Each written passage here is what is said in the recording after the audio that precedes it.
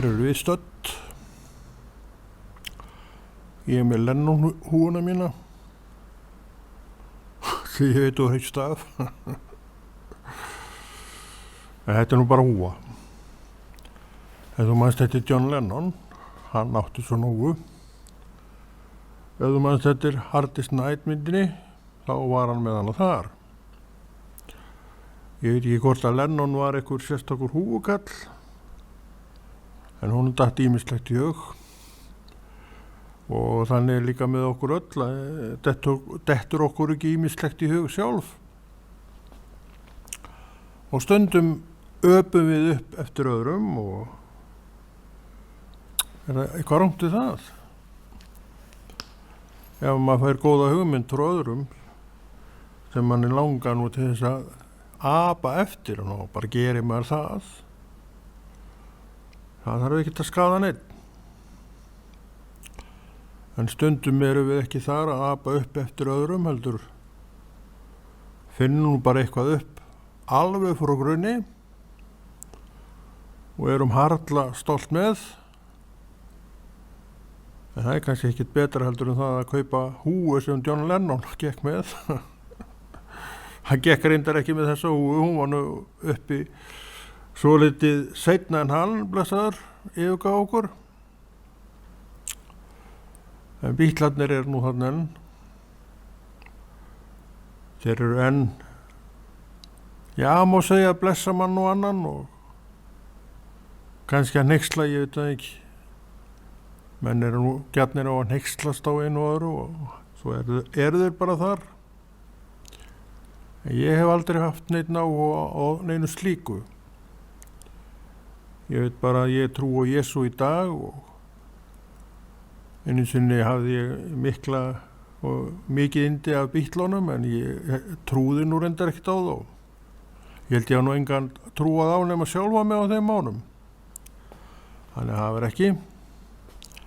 En þeir voru svolítið sérstakir og fylltu heiminn, í orðana fyllstu merking og það er ekki blekking. Þeir fylltu heiminn með tóna sínum. Þannig bara var það. Og Bítlaplöturnar seldust eins og heita lummur líka á Íslandi, já allavega eins og heita lummur í mörgum löndum.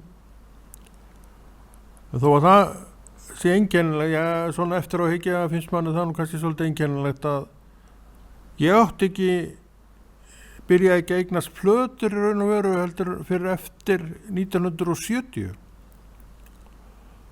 Og ég man eftir því að það voru til heima örfáar plötur. Ein með Dave Clark 5, ein með Rolling Stones og ein eða tvær með Bítlunum. Meira var það nú ekki. Svona þegar maður var hvað heitastur Bítla aðdáandi. En það var til útvarp. Útvarpi á þeim dögum flutt okkur ekki bara symfóníur í sé eins og við kölluðum þetta. Heldur voru þeir með nokkra þætti, óskalaga þætti og maður hlusta á þá því aldrei var að vita nema eitt Bítlalag slættist þangað inn. Nú eða lög með öðrum hljónsveitum erlendu sem að voru vinsalar og það voru vinsalar hljónsveitir á Íslandi á þessum árum við munum eftir hljómum með þetta, þeir voru svona sýnir Bítlar hér og það var svona íslenskt æði í gangi í kringum þá og ég man eftir því að þeir spiluðu í Háskólabíó og þeir hvað hafa ært liðið. Ég held að það hafi verið eftir fyrstu hljómplötunum þeirra. Ég man ekki alveg hvernig sagan þeirra er að þessu leyti en ég man eftir því að þessi hljómsveit, hún æriði liðið í Háskólabíó. Og það var fullt út úr dyrum eins og vorum að segja og komust vist færri að en vildu. Þannig að líklegt er að einhverjir hafi staðið fyrir utan með eyra við hurðina. Það var alls konar í gangi. Allt vegna þess að í Bretlandi, nánar tiltekið í Liverpool, voru komnir upp menn sem eins og ég var að segja áðan, fylltu heiminn af sínum eigin tónum. Og þetta var gríðarlega stórt allt saman og þetta deildu menn þetta og sem hneyksluðust á þessu unga fólki að það var ekki nokkuð að hafa hemja á þessu liði. Og svo var þessum hljómsveitum þetta kennt það. Það er alltaf einhverjum öðrum að kenna allt svona ef ykkur losarabragur á. En það getur maður náttúrulega viðurkennt að þeir höfðu sín áhrif á þessum árum og fátt vildi maður nú meira heldur en að hitta þessa menn í eigin persónu. En ég gerði það nú aldrei. En það er maður nú orðið fullorðinn í dag og hugsaði ekki svo mikið þau mál lengur. En þegar ég var 10 ára og 9 ára og þá var maður með hugan mikið við þetta. Og við guttarnir veltum því fyrir okkur hver bílana verður nú bestur, svona, já, sem maður eða þannig. Ég man ekki hver niðurstaðan var. Það var ýmislegt verið að pæla. Því að börn hugsa eins og börn og það er hægt að hafa mikil áhrif á börn. Það vitum við. Og einhvern veginn sogast þau blessunin að svona nýjungum og svelgja það í sig eins og þau frekast geta. Og svo er ekki nokkulega að hafa neina hönd á því. Og svo fer þetta bara að lifa sínu eigin sjálfstæða lífi. Þannig var nú með Bítlaæðið. Við vitum ekkert svo sem hvenær þetta Bítlaæði hófst, en minni það nú að Ringo hafi nú staðfest það eitthvað tímann að þessi öskur þau hafi byrjað þegar þeir voru í Skotlandi, voru í tónleikaferð þar og svona það var að kvissast betur út hvaða gæjar þetta væru. En hvað gerðu þeir til þess að vekja öskur, ég veit það ekki, ég heldur hef ekki gert bara neitt. Og stundu þarf ekki að gera neitt þó að alls konar spretti upp, einhvern veginn bara, þá vaknar þetta hjá fólki að, já, í þessu tilvíki að öskra, hrifningar öskur, það var nú ekkert annað. Og þetta er ennþá í gangi með þessa 2 eftirlifandi Bítla, allavega með Paul McCartney. Þegar hann kemur blessaður út, þá skal það alltaf gerast að það heyrist hljóð úr hornum frá þeim sem að sjá hann. Það var nú eitt.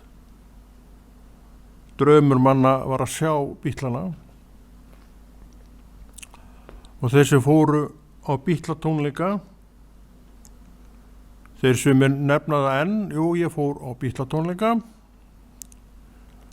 og þá var þetta Bítlaæði bara á hæsta stað og þeir geta alveg vitnað það og þetta fólk að það er þess ekki margir tónar en þeim er meira öskur. Akkur er svona? Hvað er það sem vantar inn í þessa mynd ef að fólk einhvern veginn sogast að þessum atriðum og hinum atriðunum? Það er nú svona spurning sem að svo sem hefur ekkert verið reynt að svara. En skýringin sem ég hef á þessu, og nú stoltið spáði í þetta, það er að þessum blessuðu krökkum þeir vantar fyrirmynd. Það eru einhver fyrirmyndir fyrir þessi grei. Eins og ég segi líka oft, þá eru heimilin ekki lengur þessi heimili. Frá morgni til kvölds eru foreldrarnir að vinna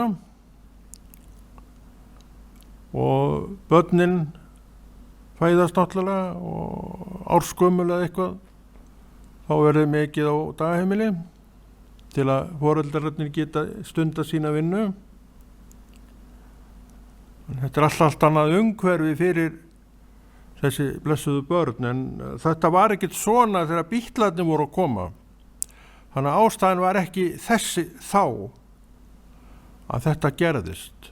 En samt var það þannig að fólkinu, krökkunum vantaði einhverja fyrirmynd.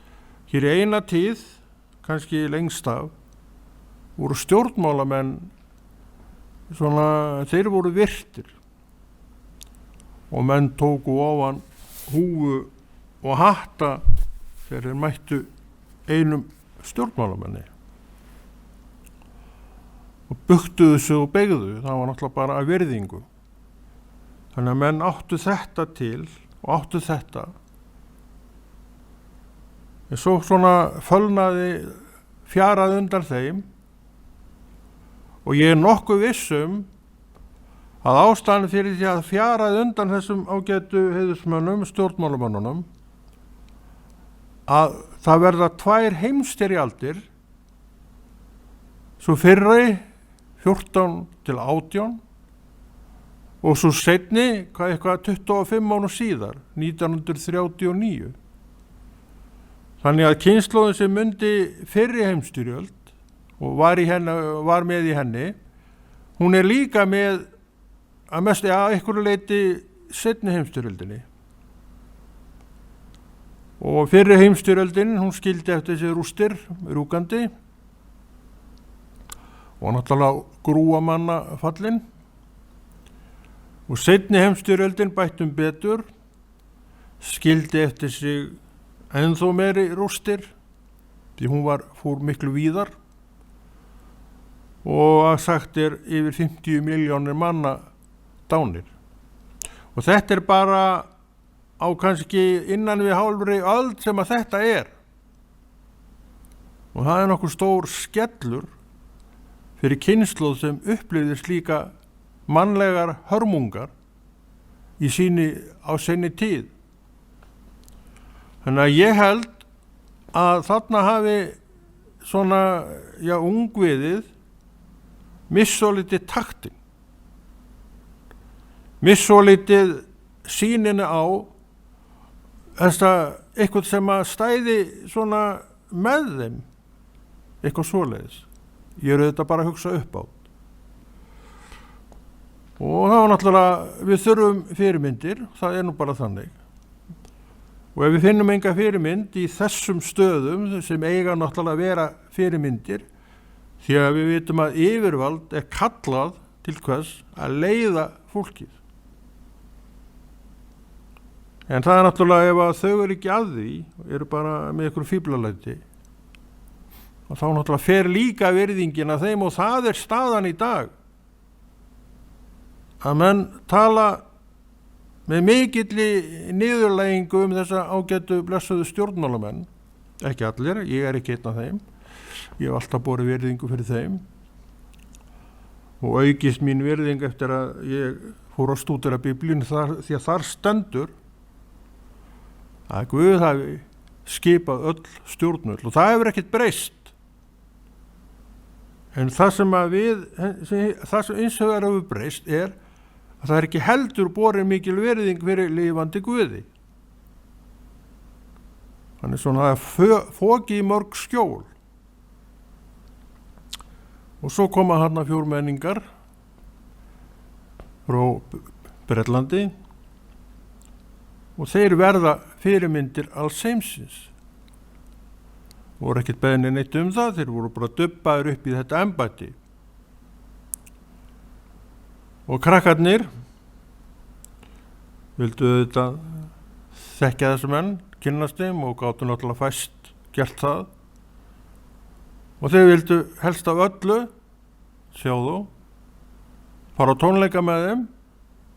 Margir gerðu það, en sannlega, náttúrulega bara mikill minni hluti samt. Þannig að þetta var svona, þarna höfðu þau greið þó þetta, en hvað hafa þau í dag? Ég held að sé nú óskup fátt sem þau hafa í dag. Við þessir gömlu kallar og kettlingar eigum henni þó bílan okkar. Þó við kannski dýrkuðu á ekki í sama mæli og við gerðum þegar við vorum börn. Og ég er ekki einn þetta, ef þú skoðar bara myndir og annað. Þá sérðu það nú hellingsatgangur í kringum þessa einstaklinga sem enn eru uppi standandi og lifandi, Paul og Ringo. Vegna þess að þetta Beatla-æði, það var svo rosalega stórt, ég get nú alveg vitnað á það, var svo rosalega stórt og eitthvað svo fyrirferðara mikið hjá manni þegar maður var á þeim aldri að maður sogaði allt þetta í sig. Og það hefur ekkert farið frá manni. En ég er ekki barn í hugsun eða eins og ég var þá. En þetta er samt töluvert mikið pláss sem þetta er að taka hjá manni en þó og ég hef alltaf gjört gaman að því að stúdera þessa sögu. Því hún er risa stór. Kannski vaknaði þessi áhugi tilbaka þegar ég var í Neskaupstað. Ég var þar frá 91 til 97-8. Og þar var Beatla strákur, alveg eldri ég. Hann er sjálfsagt verið miklu grimmari Beatla kall heldur en ég, áhugasamari. Og við vorum stundum vorum ofta að ræða þetta, alltaf að ræða þetta. Og hann fór að segja mér fullt af hlutum Beatlana sem ég hafði ekki hugmynd Og svona frægar sögur af Beatlana sem að ég bara vissi ekki að hafði gerst eða var búin að gleyma. Eins og ég man eftir því þegar atgangurinn var þarna á eyjunum, Filippseyjunum, já. Þá áttu nú bara þegar maður gert bara erfitt að komast úr landi. Það var bara það lá við barsmiðu hjá þeim greiðanum að vera þar. Ég myndi ekki þetta þess að minnist þess ekki að hafa heyrt neitt það fyrir ég heyrði það þarna. Og svo fór ég nú að kynna mér þetta aðeins betur og vita aðeins meira og þessi mynd fór að stækka fyrir mér. Og svo gerist það 2014. Þá er einhver tímamót. Þá var hálfrar aldar afmæli frá því að Beatlarnir fyrst fóru til Bandaríkjanna. Og ég ákvað að draga fram pennan og gera þessum atburði skil. Og ég geri það. Og þá opnaðist fyrir mér þessi rosalega stærð á þessu máli. Ég hef aldrei gert mig grein fyrir þessari stærð að hún opinberaðist fyrir mér og ég sá allan heiminn undir og það var nú bara þannig, það var sannleikurinn. Þá vaknaði þessi áhugi og ég hélt áfram að skrifa þessa ágætu menn eða hljómsveitina, ekki mennina, ég var aldrei þar. Og það sem þeir voru að gera og stóðu fyrir. Og stærðin var alveg á tæru hjá mér hver hún var. Og það er ekkert lítið með kæri að fá allan heiminn í fangið. Hver ræður við það í raun og veru? Það ræður enginn við það. Þetta voru bara 4 menn sem fengu þetta allt í fangið. Og svona ykkur að segja, það finnst mér það nú aðdáendavert hvað þeir hafa unnið vel úr þessu máli sínu. Því að það getur ekki að vera alltaf neitt sérstaklega létt verk að bera þessa byrði með minni þannig að Paul McCartney sjálfur hafi sagt að byrði sín hafi verið Beatlarnir og ég skil það bara mjög vel. Við erum ekki þessir menn vegna þess að við vorum bara áhorfundur. Við vorum þeir sem nötu alls sem var að gerast. En þeir voru með þetta allt í fanginu og það er munur á því. Og maður spyr sig endalaust að því hvers vegna þetta er. Og ég hef svo sem oft talað það að ég sé ekkit annað en að þetta hafi bara verið vegna þess að fólkinu, unga fólkinu, þeim vantar fyrirmyndir. Ég sé eiginlega enga aðra skýringu en þessa að fólkinu hafi vantað fyrirmyndir og ég bakka ekkit með það að ég tel þetta að vera ástæðu. Þú kannski ekki sammála mér það, en ég held þú sért sammála mér það, þetta atriði. Það er að segja að þú stoppar aðeins við og skoðar og reynir að sjálfur og sjálf að skilgreina þetta út frá einhverju og þá sér maður ekkert annað en þetta. Fyrirmyndin er farin, heimilið er svona brostið mikið, það er nú bara þannig, ég veit að mönnum er ekki kannski vel við að svona sérst tala, en þetta er nú bara það sem maður er að sjá og horfa á. Hvernig breytum við þessu? Við breytum engu.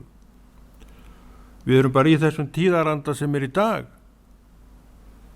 Þessi tíðarandi var ekki uppi, skal ég segja þér, þegar ég er krakki, en hann er uppi í dag.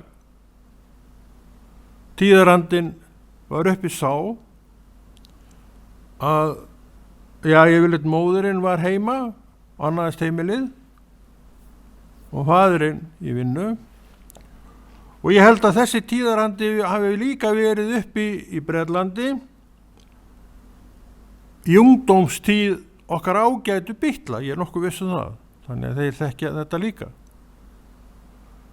Og þeir auðvitað hafa séð hvernig þetta hefur þróast.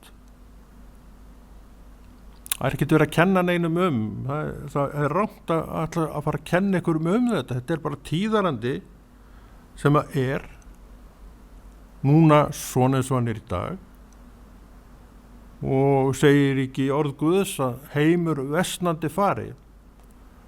Þá má líka taka það inn í að þetta er allt saman samkvæmt orði Guðs, að það mun þyngjast róðurinn. Hvernig verður þetta daginn sem að Kristur mætir? Hann segir það sjálfur að það verður nú ekki glæsilegt að litast hér.